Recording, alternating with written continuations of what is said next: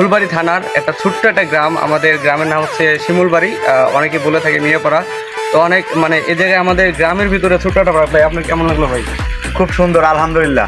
আপনি অনেক সুন্দর পার্কটা হয়েছে আমাদের ফুলবাড়ি থানার মধ্যে। এরকম আসলে পার্ক নাই, তো আসলে খুব ভালো লাগতেছে। তো আমি নিজে থেকে মনে করি যে আমার আমার মানে বাসা হচ্ছে আমার পাশাপাশি, তো গ্রামের ভিতরে অনেক কিছু আছে কিন্তু পার্ক তো নাই। না, park আমাদের নাই। আসলে মানে পার্ক কর্তৃপক্ষকে আমি আমার পক্ষ থেকে, আমার পেজের পক্ষ থেকে বিশেষ মানে মানে আর কি ধন্যবাদ। আর আমরা গর্বিত, কারণ আমাদের পাশের গ্রামে, আমাদের নিজের ইউনিয়নে, নিজের উপজেলায় এমন একটা পার্ক আছে। তো সবাইকে অনেক ধন্যবাদ। আমাদের পার্কটা ভিজিট করবেন। আপনার বাসা কোথায়? আমার বাসা গেটের বাজার, উত্তম ধনিরাম। ধনীগ্রাম। ধনিরাম।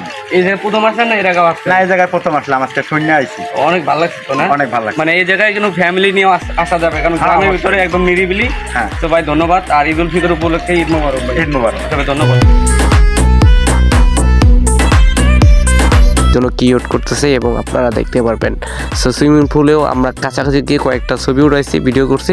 এখন যাব হচ্ছে এখানে রয়েছে কিছু মাছ রয়েছে গ্লাসের ভিতরে। সো সেগুলো আমরা দেখেছি এবং সেলফি উঠাইছি এবং পাশে রাখা হয়েছে যে কক্সবাজারের সামনে যেগুলো থাকে না, আমি তো চিনি না, কক্সবাজার কোনো দিন যাই নাই, তবু আমরা ভিডিওর মাধ্যমে দেখি। তো এখানে বসে আমরা অনেকগুলো ছবি এবং ভিডিও করে রেখেছি। তো আমরা আবারও যাচ্ছি সামনে দেখি আমাদের জন্য কি রয়েছে। তো সামনে আমাদের জন্য রয়েছে একটি বসার জায়গা। এখানে বসে আর কি সামনে অনেক কিছু দেখা যায়, অনেক কিছুই ভালো লাগার দৃশ্যগুলো দেখা যায় এখানে বসে। এবং এখানে বসে থেকে মানে ছবি উঠালে একদম ফ্রেশ, মানে একদম আইফোনের মতো ছবি ওঠায়, মানে সত্যি আপনার ভিডিওর মাধ্যমে দেখতেই পারবেন। সো সামনে আছে আমাদের একটা মানে গেটের মতো, সেখানে লাভ দেওয়া আছে। সেখানে অনেক মানুষই প্রেমিকা যায় ওই জায়গায় জোড়াবদ্ধভাবে, শালিকারা অনেক সুন্দরভাবে ছবি ওঠায়। তো সামনে মানে রয়েছে পারিবারিক বা যে কোনো অনুষ্ঠান করার জন্য ছোট্টখাটো স্টেজ, এবং সামনে মানে অডিয়েন্স যেন বসে দেখতে পারে এবং শুনতে পারে সেজন্য রয়েছে চেয়ার। এবং এখানে রয়েছে আপনাদের সুন্দর করে সেলফি উঠানোর একটা জায়গা। তো আমরা আবারও যাচ্ছি। তো এখানে আমরা কিন্তু এই স্টেজে উঠে অনেকগুলো বক্তব্য দিয়েছি এবং রিল ভিডিও বানাইছি, কারণ আসলে লক্ষ লক্ষ টাকা ব্যয় করে তো পড়াশোনা করতে পারি নাই, তেমন কোনো নেতা খ্যাতা হতে পারি নাই। আমাদেরও বক্তব্য দিতে মন চায় কিন্তু পারি না।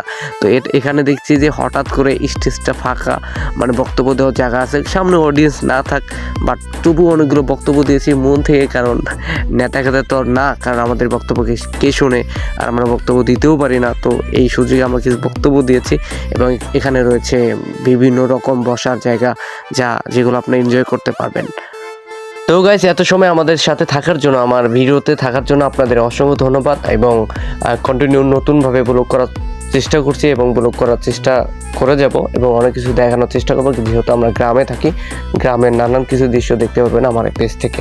তো আজকের মতো এখানে বিদায় নিচ্ছি। নেক্সট পার্ট হচ্ছে কালকে আসবে, অবশ্যই ভিডিওটা দেখে নেবেন। অবশ্যই ভালো থাকবেন, সুস্থ থাকবেন। আসসালামু আলাইকুম, বাই বাই।